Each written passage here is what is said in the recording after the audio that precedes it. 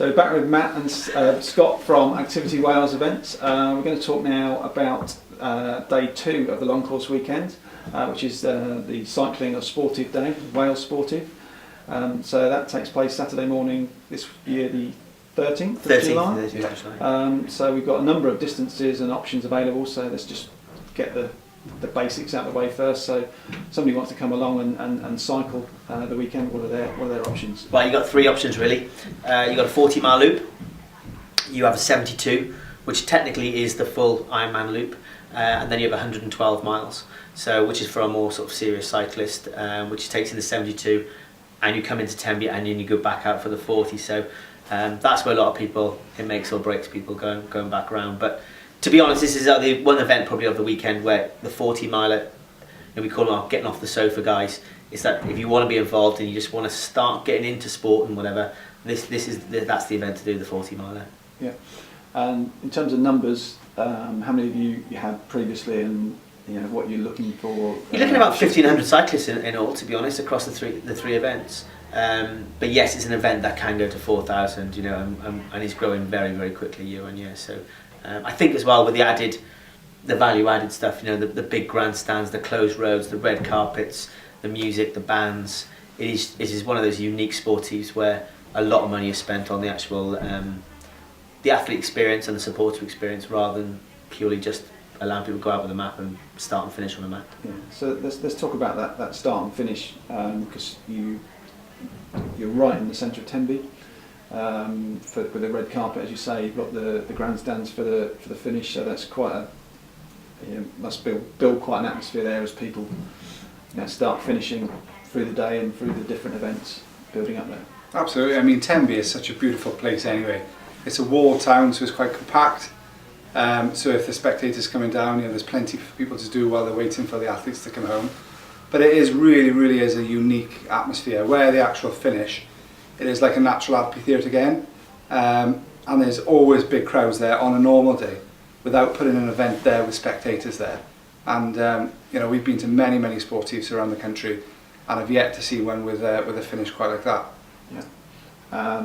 And you mentioned, or we were talking previously, the roads now that the sportive take place on have changed somewhat dramatically over the last few years, with great road surface has been put in on much of the course. Yeah, absolutely. You can't use the word race because it's a sportive, but at the end of the day, it's like a racetrack.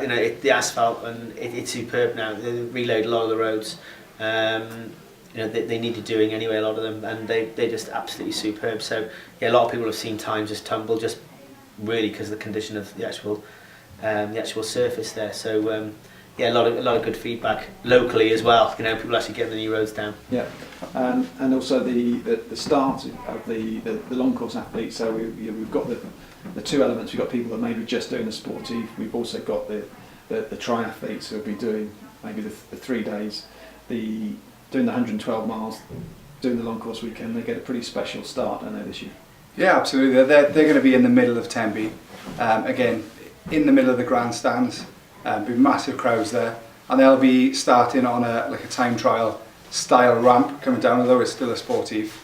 So they'll get that very special experience for those few seconds, those few minutes. You're going to feel as if you're that pro athlete, which ultimately we all love. Yeah.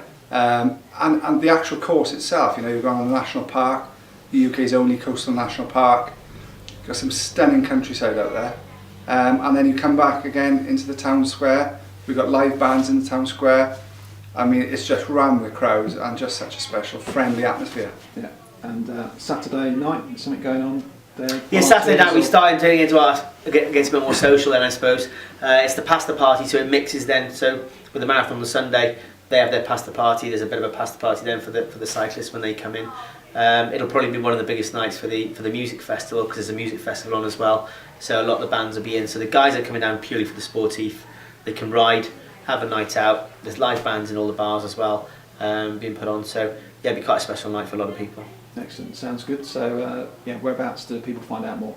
Right, that's available on the website, thewalesportive.com, or they can go to our main holding page, which is activitywalesevents.com. Excellent. Well, thanks a lot, guys, and we'll be chatting to you again about some of your other events soon.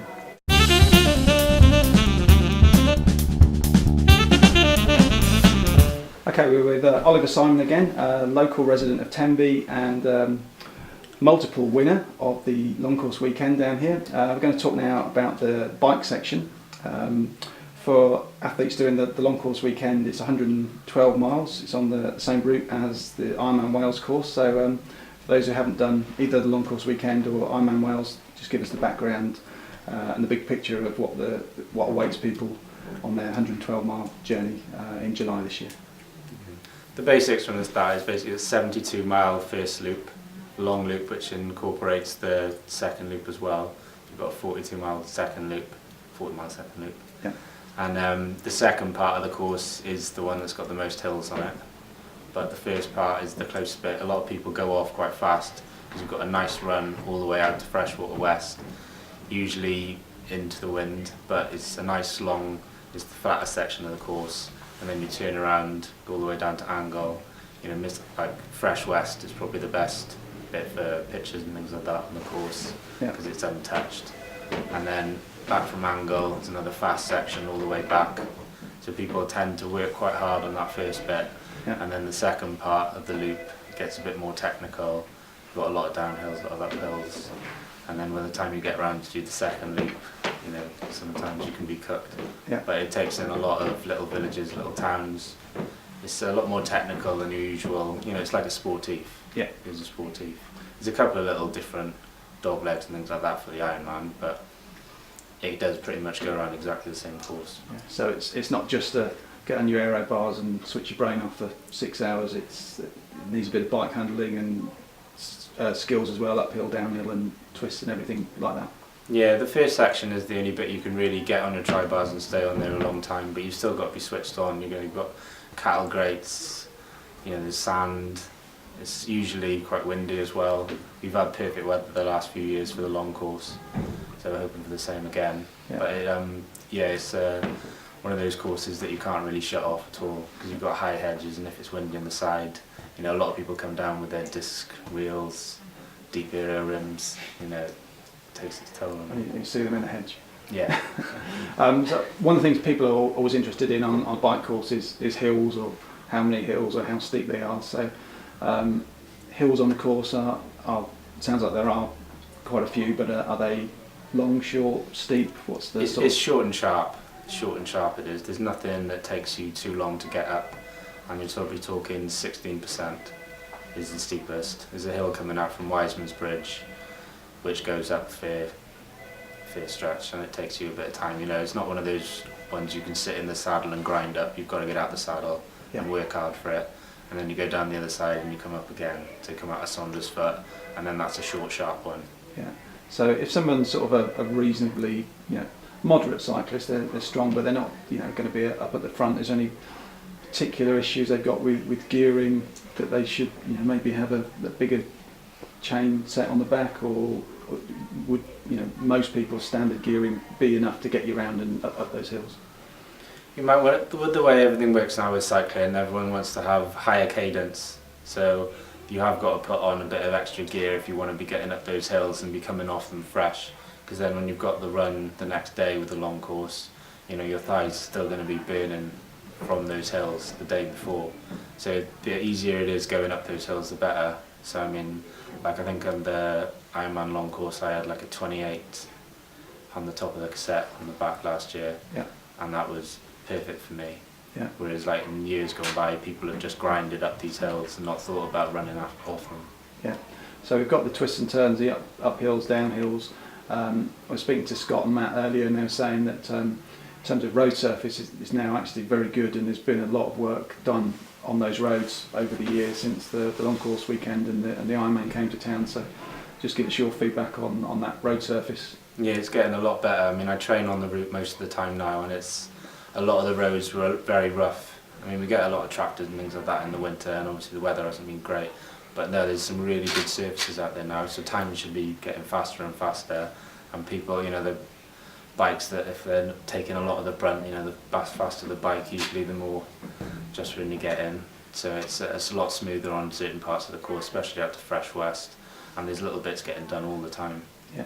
one of the probably the last point we'll discuss, the differences with the long course weekend where you're doing the Ironman distance but you're doing it over 3 days.